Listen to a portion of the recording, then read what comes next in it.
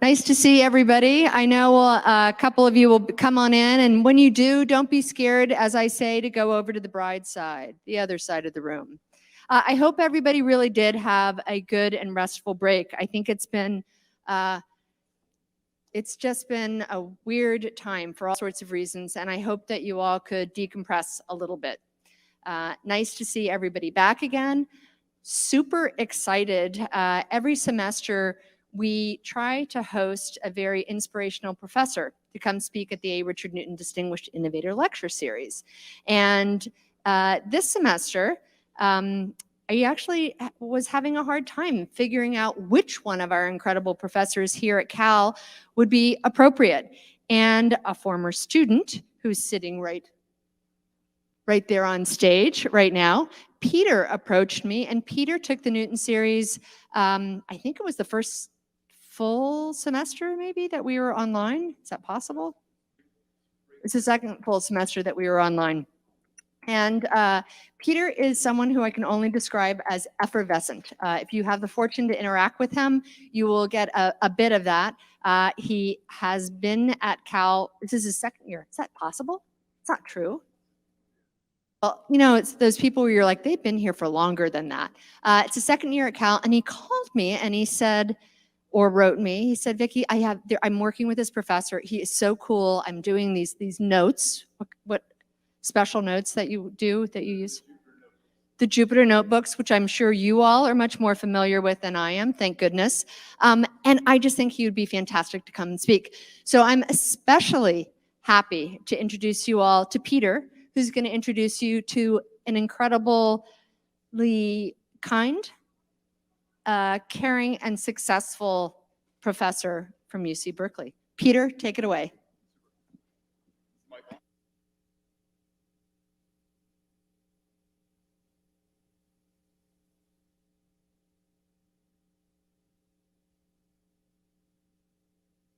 Oh, can everyone hear me loud and clear? All good? Yeah? Perfect.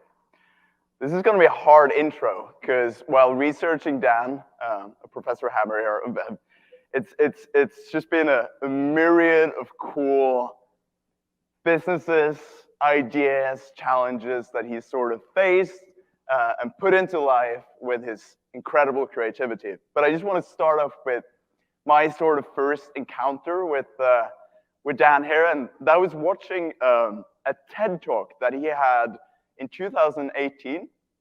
I watched it in the fall of 2020 as I came here to Berkeley as an environmental economics student, and I was sort of curious about data science, and he hosted this TED Talk called Data Science for the Environment. So I watched it, and the sort of message that I was left with, that he communicated very clearly, was that you can't measure what you can't see. So I sent him a LinkedIn message straight after the TED Talk video that I just watched on my computer, super inspired. Oh, this is really cool. I want to get into environmental data science.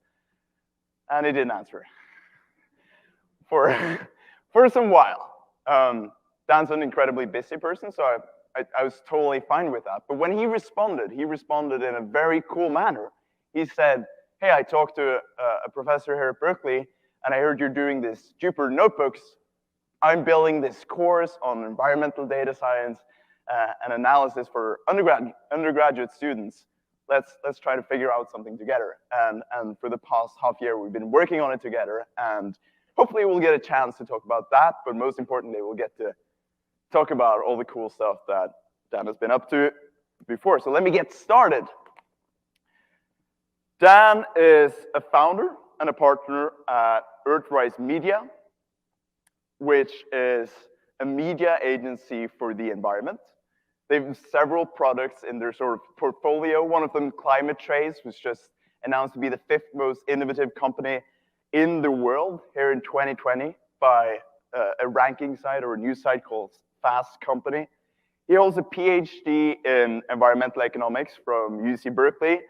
And while he pursued his PhD, he was a fellow at the Berkeley Institute for Data Science. He was a winner of the 2019 Mark Bingham Prize for Excellence by Young Alumni. alumnus for his work at Earthrise Media. He also holds a BA with high honors in mathematics and economics from Swarthmore, where he was a Lang Opportunity Scholar, and he was a Watson Fellow, which is this really cool fellowship that we're going to hopefully get to in our conversation later, that is given to students, if I'm right, correct me if I'm wrong, to pursue a sort of exploration of nature outside of the US. So for a year, and we're going to get to what you were doing there, doing that. He's a climate fellow and a senior advisor at X, also called the Moonshot Factory. Very curious to what they're doing there as well. He was the first winner of the Pritzker Environmental Genius Award for his work with satellite imagery to improve environmental outcomes. And he's also a senior. He used to be a senior policy advisor at the Obama White House, where he was working, among other things, on the public finance of data infrastructure. The list goes on. I've got 2 pages. We're just halfway through it. While he was at the White House, he was a presidential innovation fellow at NASA, where he worked on quantum computation, which we're hopefully going to expand on as well, because I'm very curious to what that entails.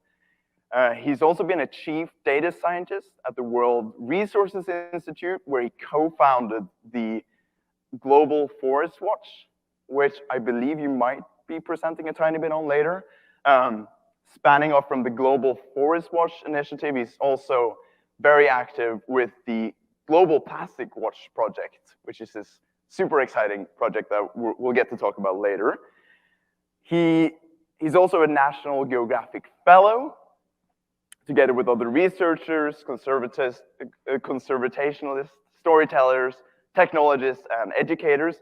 And he's been the lead math instructor at the San Quentin State Prison, together with the Prison University project. And on top of that, he volunteered as a firefighter. I found this out in an article from 2014. While you were doing your PhD at Berkeley, he volunteered as a firefighter while doing his BA at Swarthmore. And he volunteered 2 summers as a firefighter in Bolivia. After college, and while at college, you spent time in the Pacific, first in Hawaii, making outrigger canoes. And with that Watson Fellowship, you spent a year in Polynesia building and racing outrigger canoes. And that took him to, that sort of connected with the fact that he also was a part of the Dragon Boat crew that set the 500-meter world record in Sydney in 2007. So quite a lot to grasp, but hopefully in our conversation and throughout this presentation, we'll get to like, not only the what, but also the why. So with that honor, I'll present Professor Hammer. Thank you, Peter.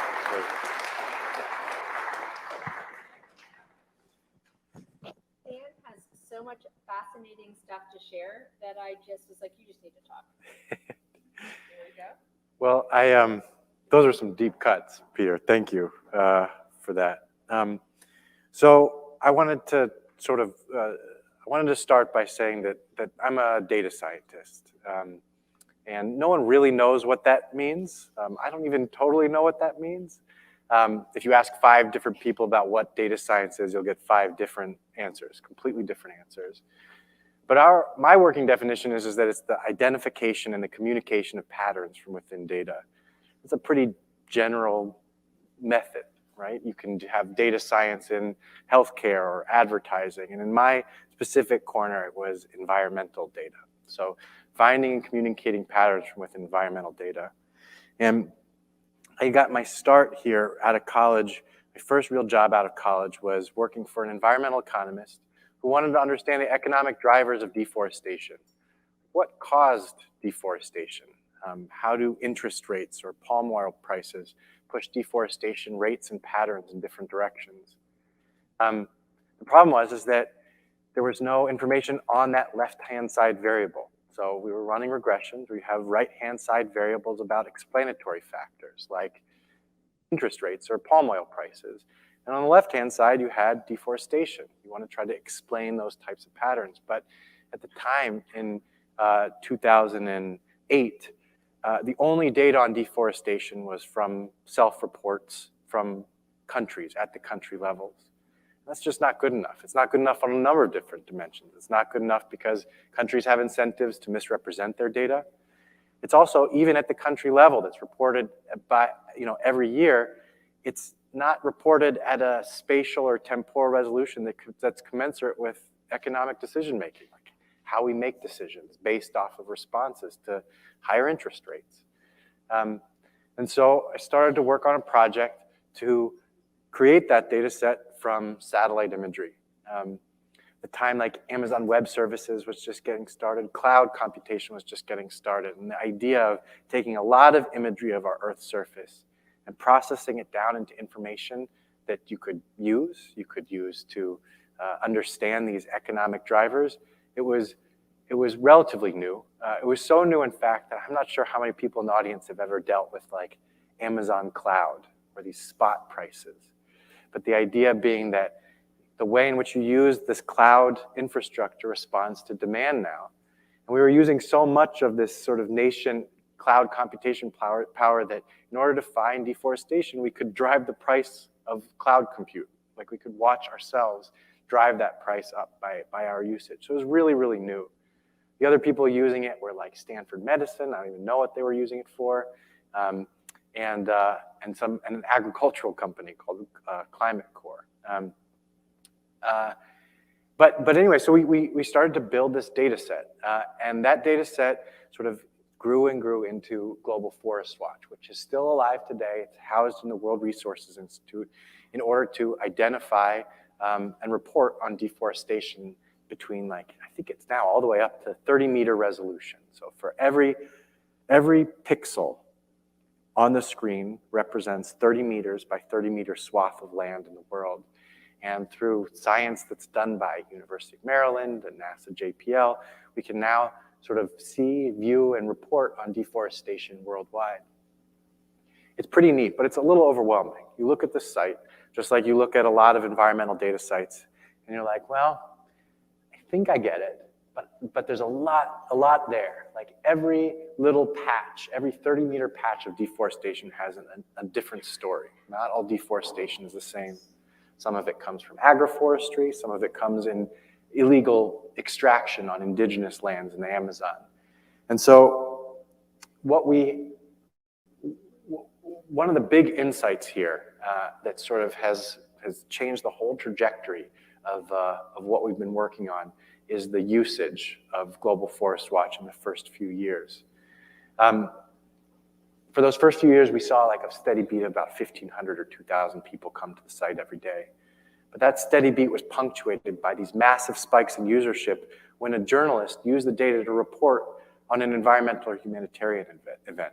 Like the way in which you could contextualize that information to show why the pink pixels, these pixels of deforestation that pop up every month, why they had popped up and why it's important that this one popped up relative to another one. When we can contextualize it, it drives interest and awareness and eventually some action in some very specific cases based off of new information, sort of a consistent reporting mechanism. This is one of those like learnings along the way. When we had started to build this, like, we were like 24 years old or something, and we didn't know anything about the world. Like we sat in front of a computer trying to like generate information and didn't really consider about how it was used, who was using it, and what sort of impact it might have in the world. And in sort of like gleaning, and this has just happened the last 15 years, but in sort of gleaning like the way in which people are using environmental information to act on it, to change the way that policy is made, we can start to see what users of environmental information look like and how they use it. And this graph sort of shows what that looked like. This massive spike in 2017 was around a New York Times article. And so every subsequent work that we've done after that has been trying to operationalize those spikes, to raise that baseline of about 1,500 people per day to 10 times that number purely by getting information to the people who already command audience and create content. For us, that was journalists. It was environmental and humanitarian journalists. So we started to work on these projects about 2017, January 21st, 2017, we had started to work on these long-form investigative pieces where we would come in and help journalists with corroborating or validating information from satellite imagery. This ranged in topics from looking at glacial melt in British Columbia or illegal artisanal mining in the Amazon. And my favorite one, or the one that I thought sort of most beautifully combined data with reporting was tracking China's Muslim gulag, which is a story about how in northern China, there's about 1 million Uyghurs from the Uyghur ethnic group, Muslim minority in northern China, that are being, quote, re-educated. And in April of 2017, China had said, we're not building these facilities, these detainment centers. And so sitting in like that Yali's Cafe, I haven't been around since COVID too much, but on Oxford, we could go look at satellite imagery that could refute the Chinese government, because it's not like they're hiding these things. We can watch them build these things. But without sort of like local context, without those local journalists, it just looked like development in the desert. We couldn't tell that like who was in there and why this was so important. But we could, once we did know where these things were, we could offer like indisputable evidence. And to me, this was a great example of what it looks like to combine sort of local context and journalism with this globally available data set in Earth observation or satellite imagery. So now, like the idea is to combine these global data sets with that local context in order to create these data products that serve, that meet people where they're at, that provide local information that's immediately relevant, as opposed to sort of top-down information like we had started with Global Forest Watch. We get another turn at the crank here with Global Plastics Watch now, which is yet to be released. What Global Plastics Watch does also is it tracks plastic aggregations from satellite imagery. So it's crazy to think that we just don't know where plastics are in the world. We don't know where oceans plastics are. We don't know where all this stuff ends up. We know that there's a huge problem where it gets spilled into the ocean. Right? Once the milk is spilled, it's very hard to clean it back up again. But where and how that gets spilled into the ocean, we would also need to know. And we can see these things from satellites. We can see plastic aggregations, where they are and how they change from satellite imagery. And so this project is trying to make amends a little bit from our sort of imposition with Global Forest Watch and try to solicit local information to be able to identify these egregious sites that are being dumped into rivers, these plastic that's just being shoved directly into rivers that end up into oceans, but do so in sort of a more sensitive way. I'll get into that in a little bit here. But what this platform looks like right now, and Peter's helping with this, this past weekend, is to be able to identify these sites from European Space Agency imagery, combining this new and rich data set with techniques that have been invented in order to sell us shoes better, like deep learning techniques, frameworks out of Google, out of Facebook, out of a lot of these tech companies, and repurposing these new techniques in order to identify patterns from within data in order to find, curate, and then monitor these waste sites globally. We have like 26 countries. Peter would know better than I at this point. But the idea is like once we find it, it's like finding a needle in the haystack, right? This is not measuring something we can't see.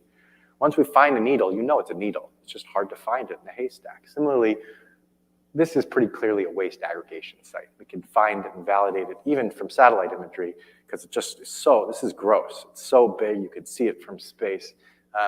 But you can also see it from like Street View and other corroborating sources. So you know that what you're looking at is real. This isn't, for example, trying to measure an indistinguishable concept like poverty from space or gender inequality from space. This is something that you can see and validate.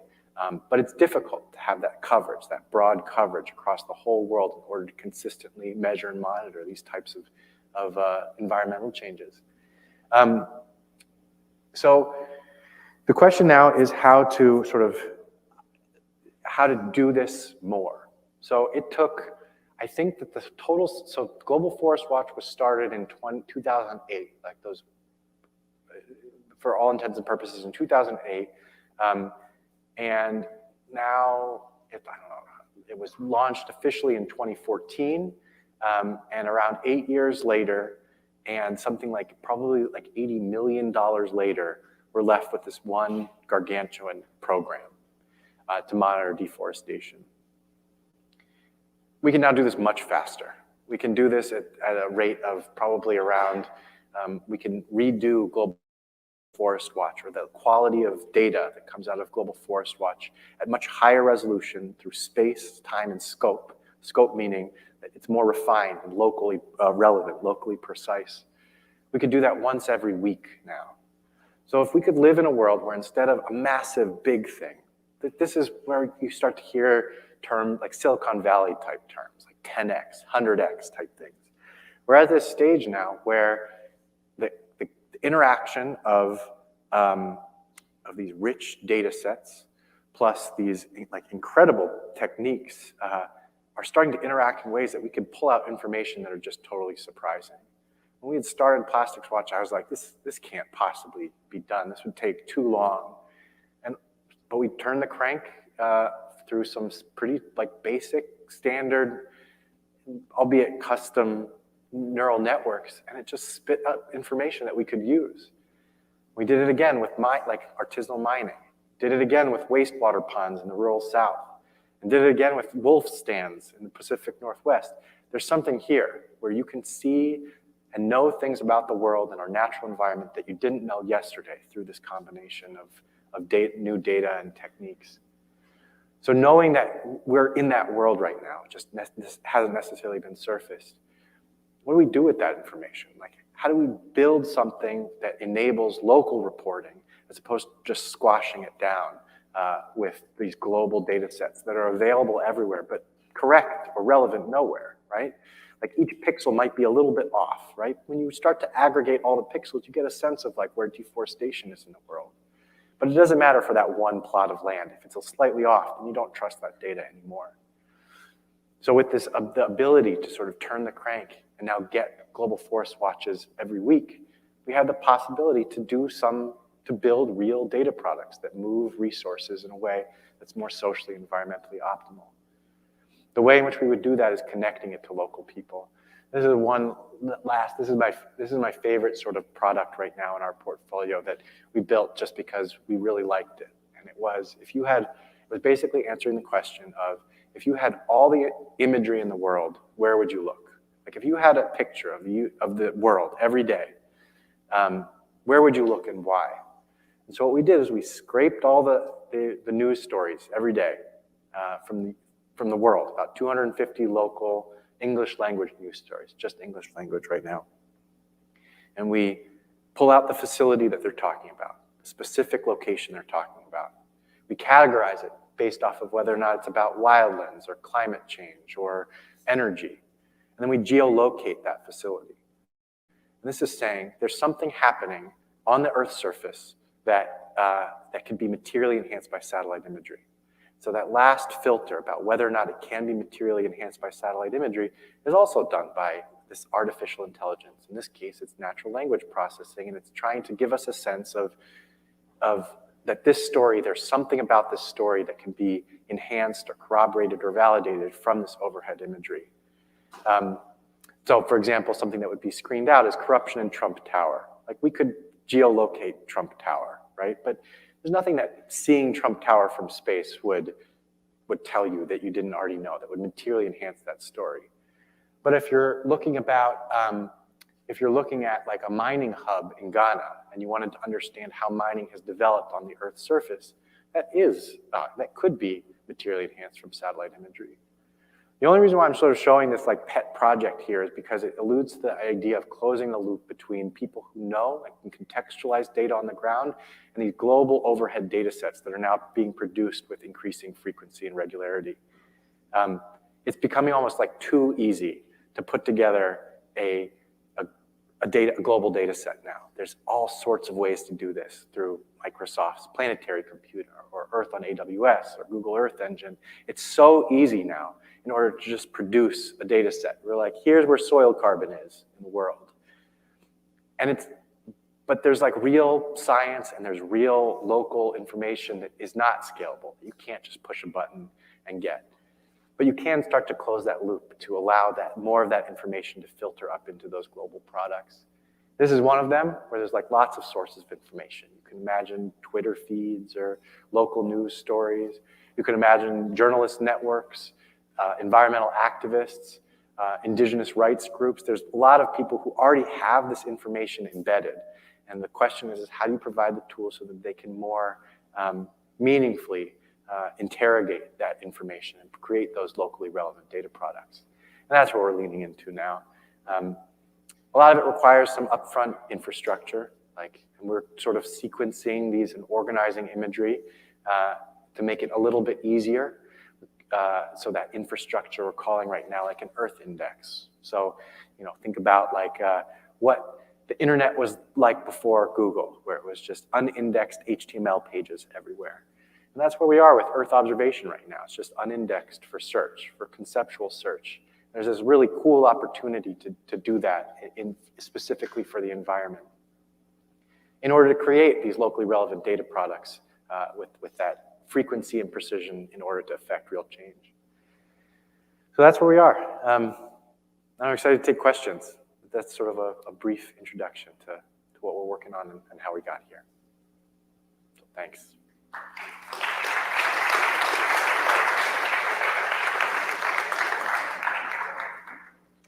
So I think we're doing a combination. I'm ready, get the microphone, whoever has questions, and definitely Peter is ready to ask questions. Oh yes, I have a ton of questions. We'll go back and forth and Peter, Yeah.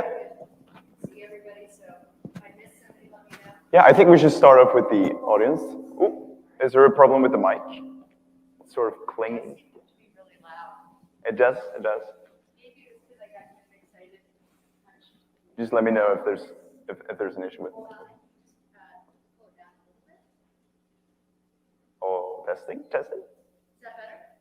Yeah, you're the audience. I think you got it. Yeah. So a couple of thumbs up. Yes. Please go for it. Thank you, Professor, for the presentation. My name is Joe Primosoti. I'm doing a master's in advanced architectural design. I use GFW quite a bit. We were actually using it 3 weeks ago to assess the carbon sequestration potential for the Bay Area and the biomass diversity of the Bay Area as well. My question is particularly with regards to the frequency of updates for data sets, because I noticed that a large portion of the data sets you were finding for the Bay Area were capped at 2019 and hasn't been updated since. So how does the update policy work? That's my first question. Then my second question is on the quality of the data. Is the data entirely reliant on satellite imagery? Is it qualified using National Bureau of Statistics data as well? How does that work? Thank you. That's a good question. So I can answer the questions about the frequency of updates to forest carbon data. I don't know now. It's been 6 years since I've touched that Global Forest Watch site. However, we do get a chance to work with the scientists like Sasan Sachi, who published the layer that you've used on GFW. He's out of NASA JPL, and he was part of that group that put together a forest carbon data set on there. And what's crazy is, maybe you guys have seen, there's been this explosion in the last year of funding for venture capital funding, private funding for people in the forest carbon space. On the order of, $35 million is the most recent one through Silvera, or $30 million and putting Mark Benioff on the board at NCX. So there's a lot of interest in the measurement of forest carbon, which means that these scientists, there's all of a sudden demand for their work where there wasn't before. And that was really the limiting factor for these updates, right? There just wasn't funding or interest to see sort of up-to-date real-time information. And so if you had asked me like 8 months ago, I would say, you know, it takes a lot of time, effort, and computational cost in order to update these things. So it's sort of whenever they get around to it. But since then, there's been, I think, about, I would say 4 or 5 groups, including Sasan's group, that are dedicated to data through the previous year. So this would be through 2021 at 30-meter resolution of forest carbon, well, biomass, which can be converted into carbon, a net flux. So both what's sequestered and what's released. And so I don't know how many of these will appear on this public site, but I do know there's this incredible interest, and a lot of them now are available. I'd actually go to Microsoft's Planetary Computer and look at Alessandro Piccini's data set for your particular application, because there's a lot of people who are now measuring this and releasing it with increasing frequency, as we realize that not only is there like social or environmental value in carbon sequestration, there's like a market opportunity here all of a sudden. What was the other question? I forgot. How do you qualify the data? Is it just through satellite imagery, or is it through National Bureau of Statistics as well? So for the most part, that intermediate layer of official statistics are not included.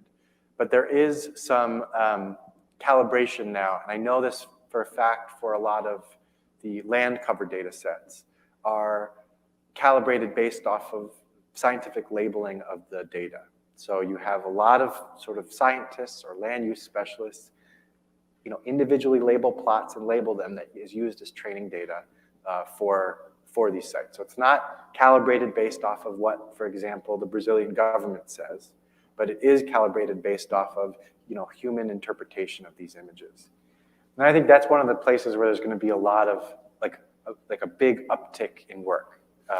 So like a big global trend that I would predict is that, like, for example, blue carbon is going to become a big thing, you know, marine-based carbon sequestration in the next year.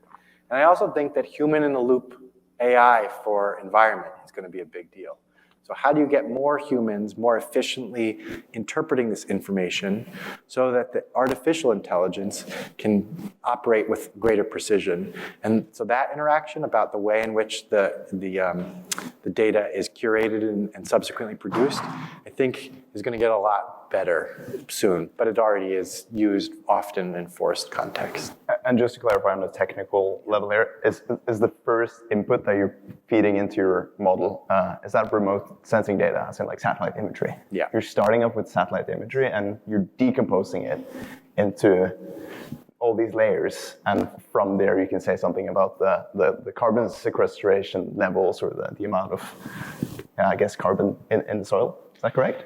Yeah, there's an intermediate step into that, but yes, broadly speaking, that's the idea. The good thing about satellite imagery is that it's globally comparable. Like, I know that San Francisco from above might look different than New Delhi from above, but you know you're looking at a city from above in both places. So it's globally comparable, consistent through space and time, incredible. Like, you're just looking at an image. So it's a good place to start. But there's a lot more interpretation that has to be done to understand, like, what exactly are those changes and why they're happening. And that's where humans can come in. And this is easily accessible for everyone, or is it just for, if you can buy it? Is it what sort of limitations is it for me to go in and find the satellite imagery and work with? That's so for increasingly high resolution, so 10 meters on a side. So that's like looking, you would be able to distinguish the iHouse from 10 meters, the free imagery. So sort of like big buildings you can see. Dan, you showed me something online when we were talking. We could see trash. Can you, while you all were talking, direct me to that website? I just would love to share that so people, I think, See the plastics watch? Yes. Oh. You can see like where all of a sudden there is plastic and then it's gone because they've either burned it, buried it, or shoved it into the water. Yeah. Maybe you'll catch. Should I do it? Okay. Sorry, now. But I think you can find it. I just thought it was so interesting to see and to see it live. Well, I don't know if it's live. How about that?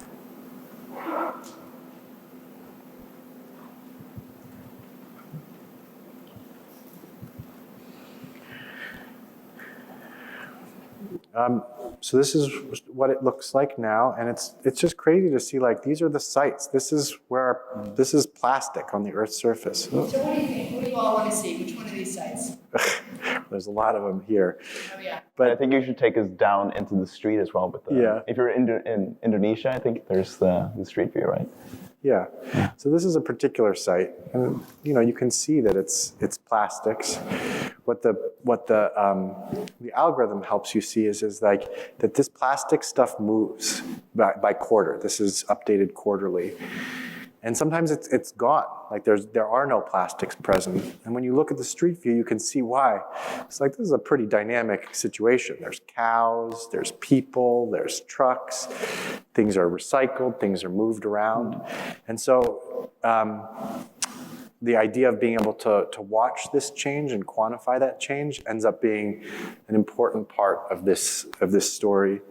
I don't know exactly where I would have to find it, but what's even more sort of, I guess, interesting but heartbreaking is that often you'll see these sites right on rivers, where part of the waste management strategy, you're just waiting for that inconvenient seasonal monsoon to just wash away all the plastics that were there and reset that footprint every year. And those are the places where you can actually, if you can see it, then you might be able to affect some change, to change it.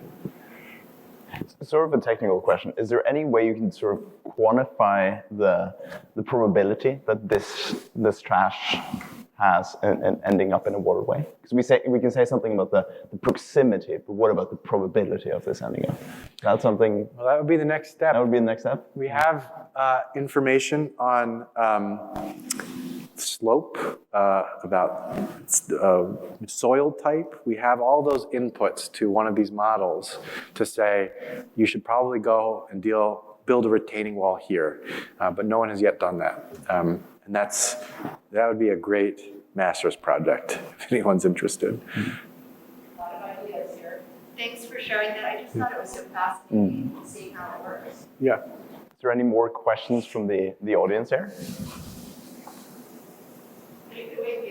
Okay, then I'll hop into sort of before we hop into the why, which I really want to get at, I think I want you to walk us through the process when one of these ideas sort of appear in your mind or in a conversations with other people, just from the start. How did you figure out that you want to do the Global Plastic Watch project or the Global Forest Watch? And whenever you do a future project like that, how does it start off? What's sort of the first steps? And what can we learn from it? Yeah, so it's a good question, because we've only sort of come into the answer in the last 2 years. So Earthrise Media right now is a 501c3 nonprofit organization. It's a nonprofit organization that's dedicated towards helping other nonprofit or other environmental projects do digital better. So we help build that digital product. And digital product, and if you go through like the iCore hub at Berkeley or Berkeley Skydeck, you'll go through this process of discovery of like who's going to use it and why. That's when you start to build a project from within. Like, you believe in this project, you believe that it would be helpful to someone, and you go through that discovery process.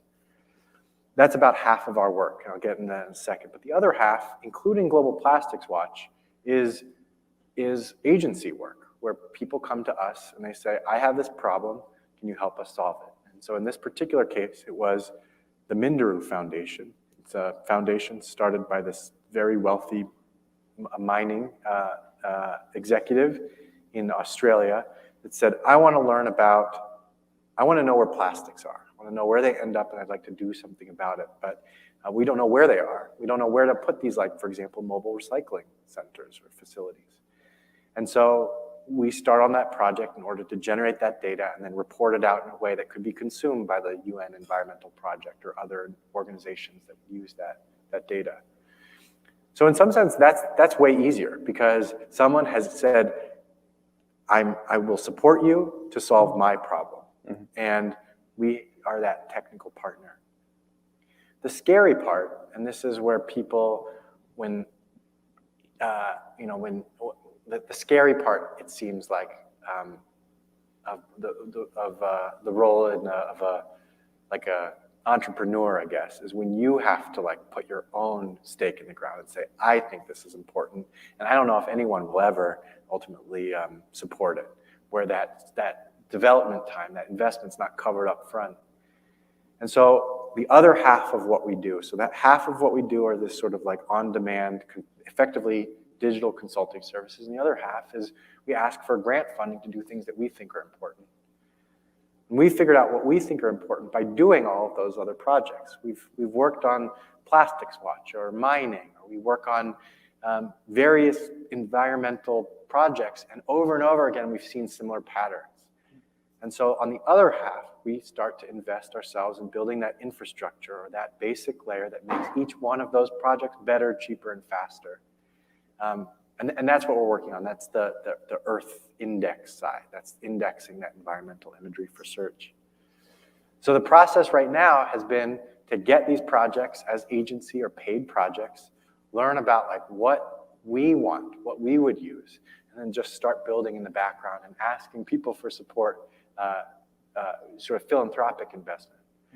The reason why we try to do philanthropic investment is you can imagine Earth observation for search has application for the defense and intelligence community.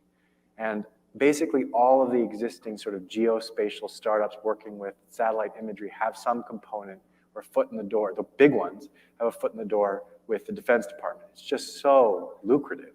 Like no one has ever gone broke being a defense contractor. Well, I don't know about that, but it's not that, I mean, you can make a lot of money as a defense contractor. You can't make a lot of money as an independent environmental journalist.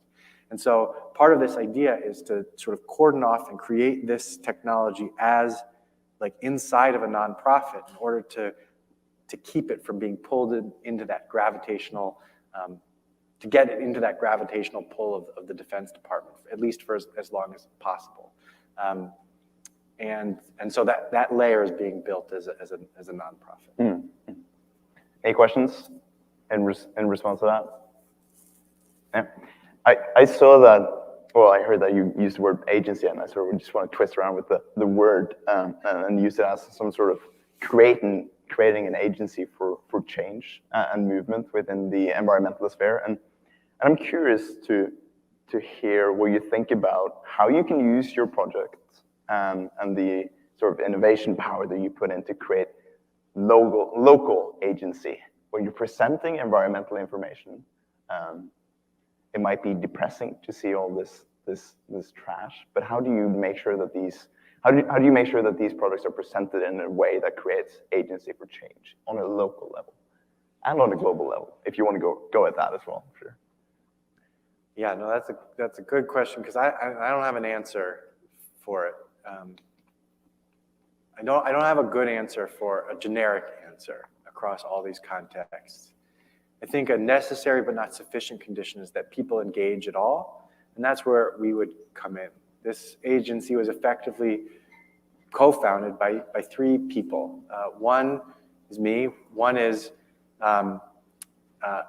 someone who led a creative agency but in the private sector. So he, for example, was a creative, I think actually at some point he was, for just a year, the creative director for the University of California system. So, but very brief time. But mainly what he did is work for like the NFL or Pepsi or big consumer brands in order to push, to help convert interest into purchases, basically, for these consumer goods.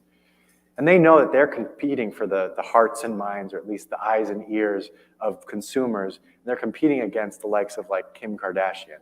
That's a tall order. Mm. So they have to get real creative. And we don't see that in the environmental space very often. And so part of it is to lean into that. It's like making this information accessible and not intimidating in order to even get through the door, to even allow for the possibility of creating that local change. The other person who was, he's also a Cal grad, really, very smart, brainy guy. And his background's really interesting because he was like a Rhodes Scholar in English literature, but he got his PhD here in Berkeley in quantum mechanics. and he writes algorithms. He's a data guy. And the reason why this, I think, is a unique combination of design and data, or data science at least, or interpreting data, is because unlike consumer products like selling Pepsi or selling tickets to NFL or pay-per-views for NFL, is that the environment is like a different beast. It's a public good as opposed to this private transaction. So the way in which consumers like interact with a public good and their role in interacting with the public good is very, very different. And that requires measurement that you don't need when you're buying a pair of shoes. When you buy a pair of shoes, the cost is pretty well understood, the value to the consumer is pretty well understood, and it's expressed through the price. And that's not the case for carbon sequestration. It just doesn't, it's not as simple as that. Measurement is not as simple as that. And so the data is really is an important part in order to express the value through design. So that combination, I think, is where it is a unique combination in this space to even allow for the opportunity for people to engage with it. I don't think you're the only one who's brought up that sort of question about how can the environmental lobbyists within the politics learn from something as dirty as the oil industry and sort of learn their dirty tricks in terms of actually creating agency for environmental change as well. I think that's something you can learn from the private sector as well. How do you make sure that it's not that we want to treat the environment as a private good, but the way we communicate it and sort of sell it to people to create local agency is very, very interesting. If there's no questions from the audience, I sort of want to delve back into going away from the what into the why. And in Norwegian, we have this wonderful word called drivkraft. It's this idea of a driving power in your life. And I got that from a wonderful podcast with the same name that I like to listen to. And that the journalist who runs the podcast basically brings in fascinating people, and he asks them, what is your drive or your drive kraft or drive power? And I want to ask you that question. What's sort of driving you into all these crazy challenges and moving you forward and just want to keep on going and building cool stuff that helps the environment? Well, it's a tricky question. No, yeah. Yeah. So the first thing that comes to mind is when I got married, my dad gave a speech. He's a very smart guy, but the thing that he said, like his advice, it was to very simply just be kind to people, and this is a space which is both fun. It's fun to work in a space with sort of emerging puzzles and technology, but it also allows to like be able to work with people who care and who are kind back. I don't have that much time on this planet, and I would like to work with people that I like on things that I care about. And for me, this particular structure of sort of an agency that is driven by outcome over profit is the best place to spend time. I would say, and I would have said maybe like 5-10 years ago, that I like being out in nature. I like to paddle, I like to hike, I like to be around nature, and I would like to see it available for my children. However, to be totally honest at this point, like it really is about working on something that's bigger than myself with people that I care about. And this is a really good place to do it.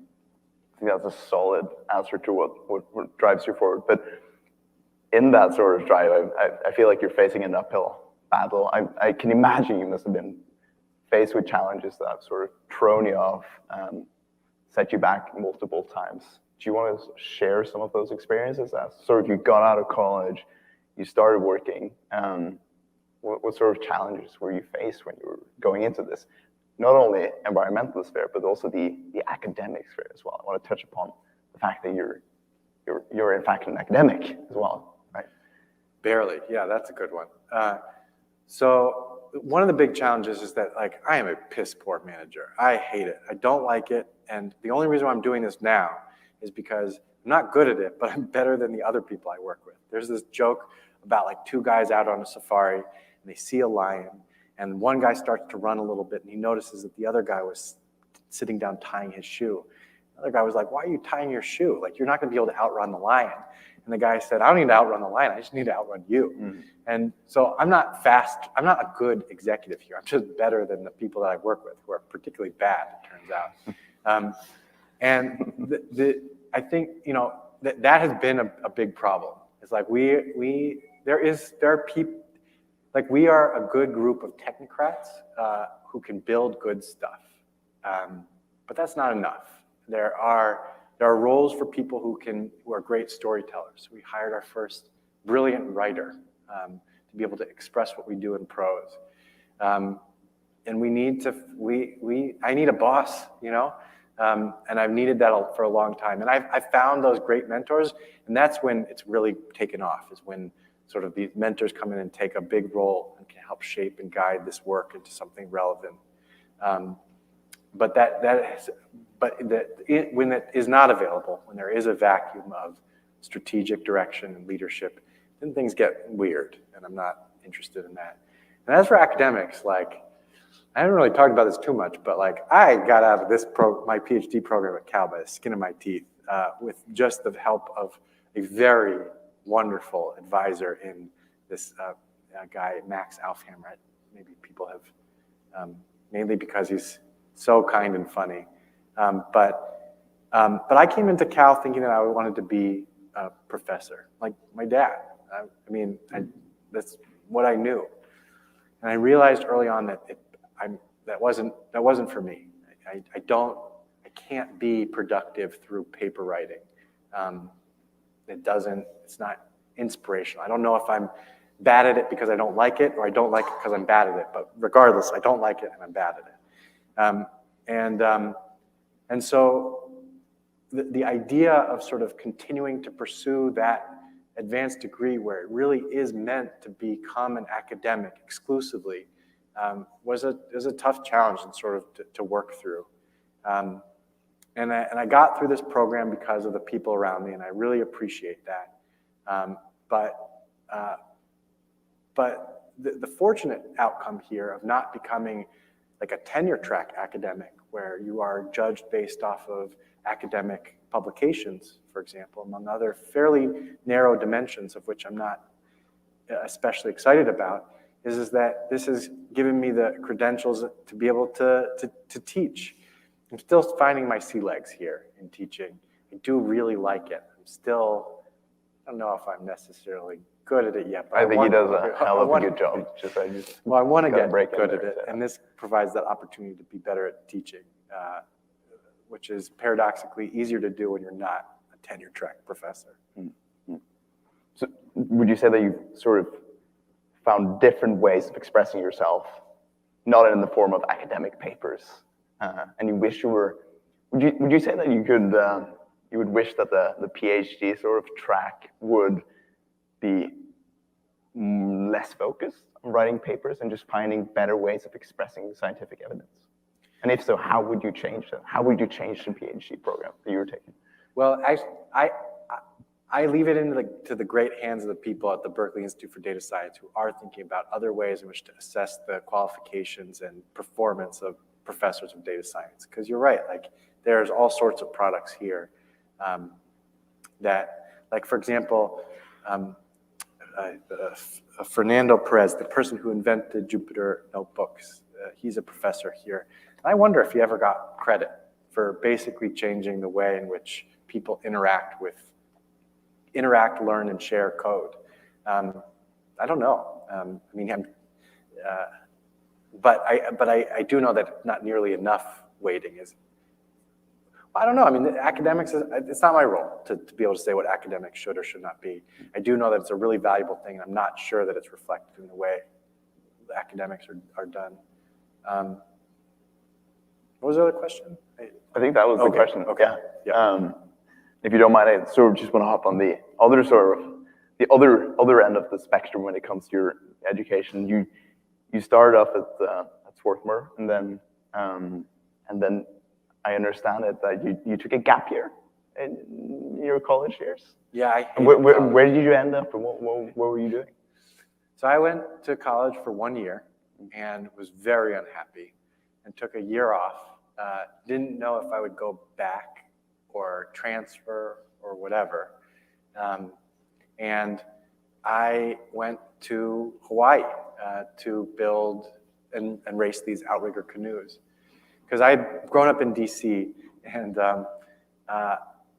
the Navy guys would do 3-year stints in Honolulu and 3-year stints in Washington, DC. And they brought back to the dirty Potomac River in Washington, DC, these Hawaiian-style canoes, which have been made sort of famous by like shows like White Lotus recently, and people finding themselves on outrigger canoes. It makes me feel like a cliche, but the idea is that even since I was like 9 years old, I've been paddling these Hawaiian-style canoes on dirty sewage water in Washington, D.C. And so when I left college that first year, I went to Hawaii and lived and raced and built those canoes, and working as a landscaper and a surfboard shaper just to sort of get by in order to spend that time well. And then after college, I went back and I did the same thing, this time supported by this boondoggle of a Watson Fellowship that just pays you to basically not come back into the country for 1 year around something that you care about. And mine was racing and building these outrigger canoes. So yeah, and actually one of the reasons why I was drawn to this particular field was there's these outrigger canoes it's like a state sport in Hawaii and the national sport in French Polynesia, Tahiti. And the way in which these things have developed were wildly different across the Pacific. Some places in Tonga totally lost their outrigger canoe culture. It's basically the outrigger canoes you see there are in the wood carving tourist shops. Whereas in Tahiti, it's a vibrant part. Like there are these, celebrities are the people, sports celebrities race outrigger canoes. And one of the ways in which the differences that I'd seen between like Hawaii and Tahiti was, in Hawaii they tried to regulate these canoes so that to preserve culture. So they created these water lines around these old fishing canoes. And it was described to me as sort of like trying to race a marathon in clogs, and regulating clogs as the shoe of choice. And whereas in Tahiti, they just like these things are spaceships now. And they're literally built with carbon fiber, like the Black Hawk helicopters. The prices of outriggers go up during wartime because carbon fiber gets more expensive. These are spaceships. And in Tahiti, it became like a much bigger part of the culture where kids, talk about the old time, the way that like basketball fans here talk about Wilt Chamberlain. Whereas when they regulated this in Hawaii, it sort of like it took the color off of what it could have been.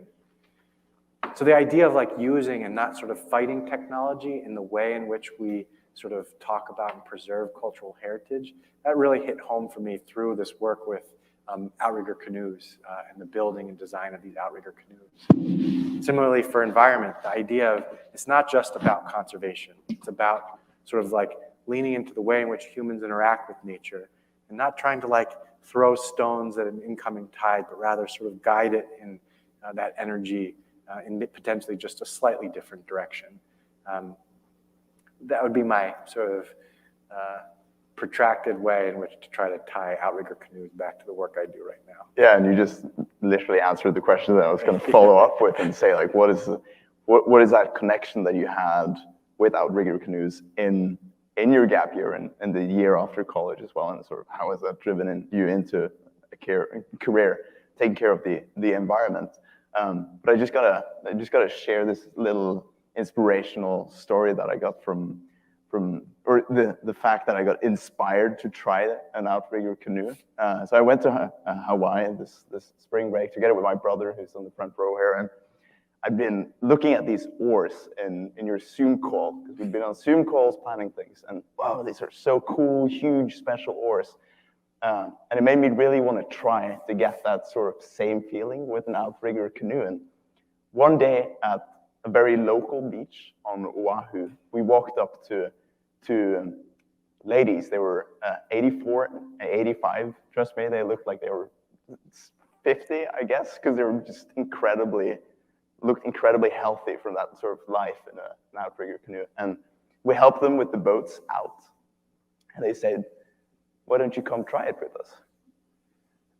So for 2 hours, we at least tried learning, because it's pretty tricky. But when you get that sort of flow feeling, and I see why you love it so much, it is incredible. I've seldomly felt as connected with the ocean as paddling an outrigger canoe. So I see how that sort of creates a drive, not only to work with the environment, but also to work with how local communities, because it's very, very much a local community centered around these canoes, can interact with the environment as well. Yeah, it's cool. Yeah. Any questions about outrigger canoes? Has anyone tried outrigger canoes?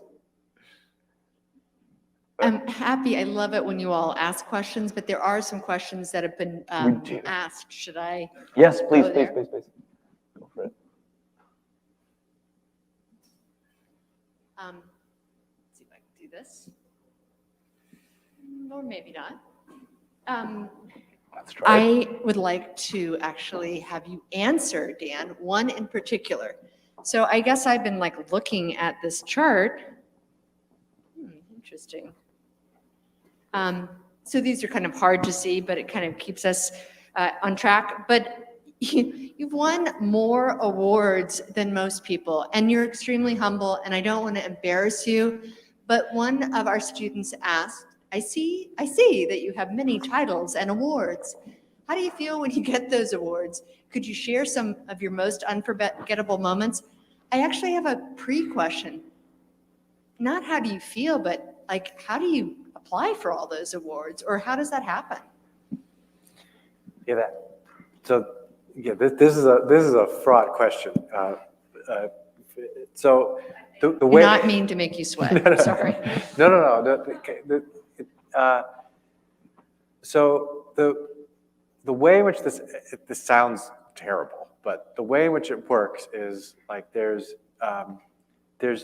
like someone like an older mentor who cares about you, and I got really lucky with this one guy who I met through Cal.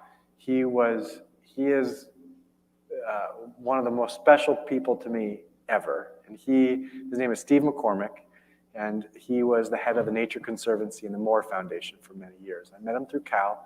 We started to work together, and he is often, because of his sort of place in the world, asked to nominate people. And we work together, and I adore him. I respect him more than almost anyone else in the world. And I think that, I know that the feeling is mutual because he ends up doing that nomination. So I feel so grateful for him. I also think it's a little unfair, right? It's this is about the way in which these, just candidly, these types of awards are you have to be sort of in a club at first in order to even be considered. And the way in which that club is formed is not fair. And it's been very, very helpful to me to have this external validation, so that when I walk into a room, people most of the time aren't just like, what the hell are you doing here? Or like, why should I listen to you? Like, we can break through that easily. It's been easier to sort of get to the substance quickly, which suits me well, and I like that a lot.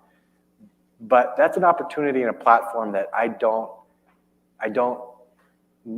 need any more, and other people need it more than me. And so I am sort of now in the practice of trying to not get that public recognition, because I have plenty of privilege already. I don't need to. This is an internal struggle. You can tell I haven't quite figured out where I land on it. How do you become somebody else's mentor the way your mentor was to you? Well, that is the only way that I can think to pay it forward, which is to, to use that status or that privileged status where people would ask me who I think is doing amazing work or brilliant work, and really go beyond my own easy network here in order to find and surface those people, to expand that club. I like the other part. Can you share any unforgettable moments? Well, anytime that Steve is there,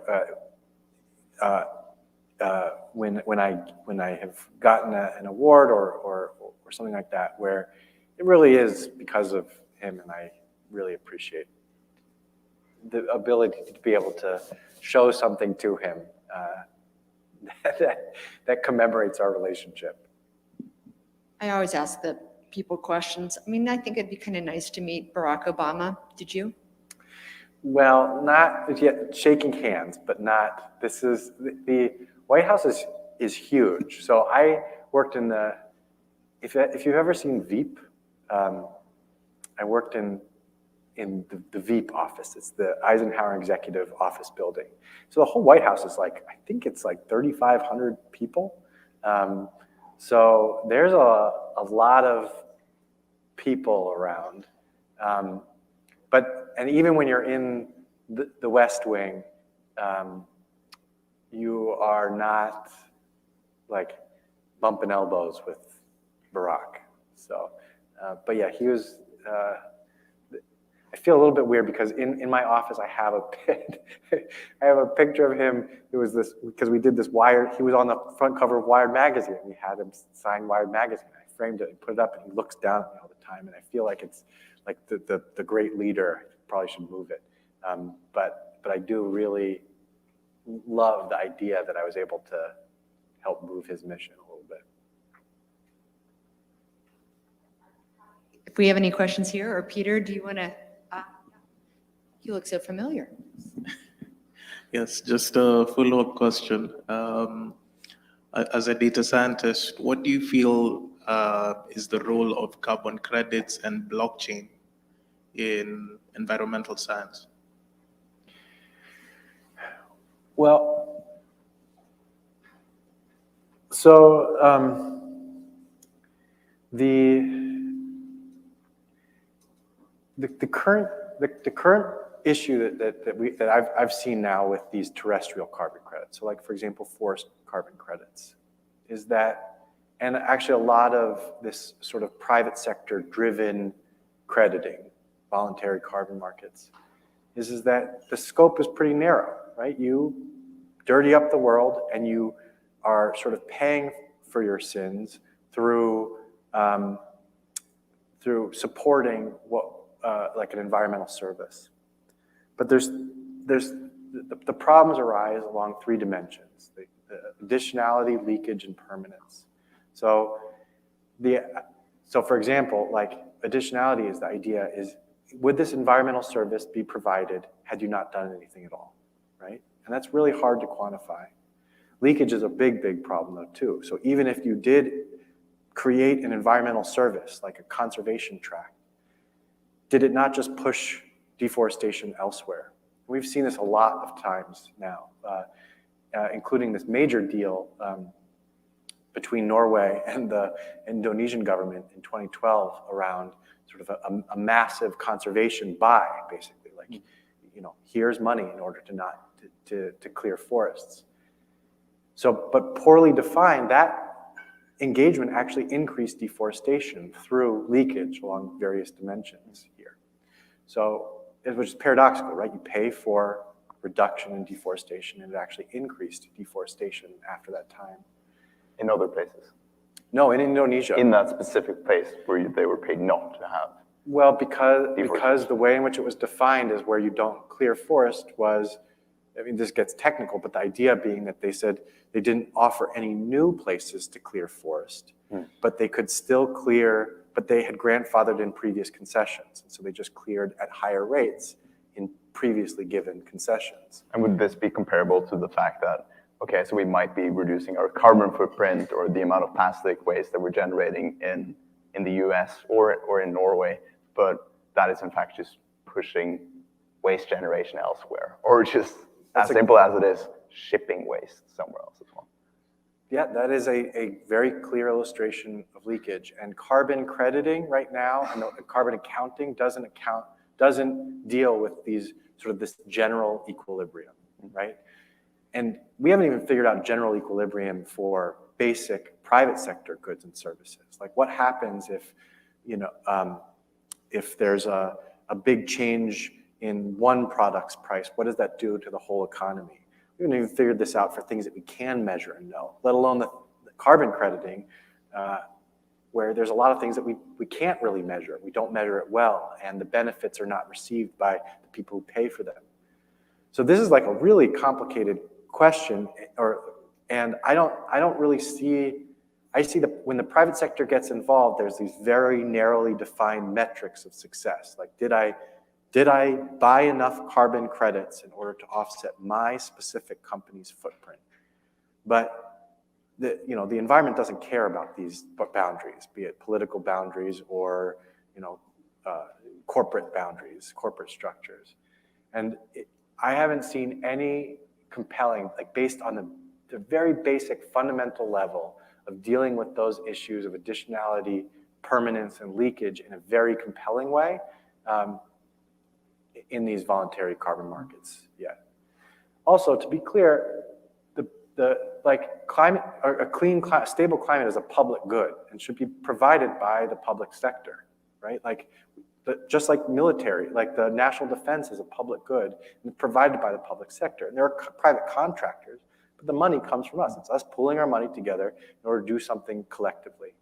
And so I don't really want private sector. I don't think there's like a fundamental disconnect when you have the private sector providing these public goods without sort of the blessing or the structure of the public sector yet. And so we're still in this sort of try and feel it out place. I'm not saying this work isn't good. In fact, it seems like it's setting the stage for these private contractors to come in and become wealthy climate contractors as opposed to wealthy defense contractors, which is a great place to be. It's a great staging area, but this is not where it ends up right now. Like, it can't possibly be sustained. I'm not ready for this to be where it ends up yet either. So I'm hoping that Peter has one final question as we're in our last minute or two. Yes, I do have one final question. And I sort of want to follow up on that and let you have a final closing word. What is the future? What can we as students going out into academics or in industry, what can we do? What are the big challenges we should be solving within the world of environmental data? In the world of environmental data. What should we start off? Let's start on tomorrow. What should we start coding out or cranking out a business for? It is well worth picking up these new skills in order to be useful, but that's not where it would end. There's like the hard work of being able to figure out who's using it and why and what sort of information they actually need. Not just what you can do, but what you should be doing. You still need to be able to like have those skills. So the best advice I ever received was right out of college from this economist who said that prior to going into graduate school, I should really invest in these skills, programming, statistics, which together make data science now. I didn't know that, which made me like a helpful super RA when I got to graduate school. And so those skills are important. However, it's a necessary part, I think, of dealing and being fluent in environmental data. But it's not sufficient to do it right. And I think that the sufficiency condition comes in when you can sit down with someone locally who needs information and you can provide it to them better, faster, and cheaper. But that sitting down part and listening it's easy to forget about when you're having fun coding in Jupyter notebooks. Perhaps it can be done on outrigger canoes. Maybe. Oh, right. Thank you. All right. Thank you. It has been enlightening. It's inspiring to know that you are here at Cal and frankly that you're in the world. So I appreciate everybody's time tonight. We also do a little a survey at the end, and I look forward, I'm sure you'll be able to do it, have some thoughts, but I'll be able to give you some data tomorrow. Thank you. Take care, and thank you very much. everybody. Appreciate it. Dan, sometimes people have questions, they may come and approach you. Sure. So, approach the stage. That was great. Thank you. Okay.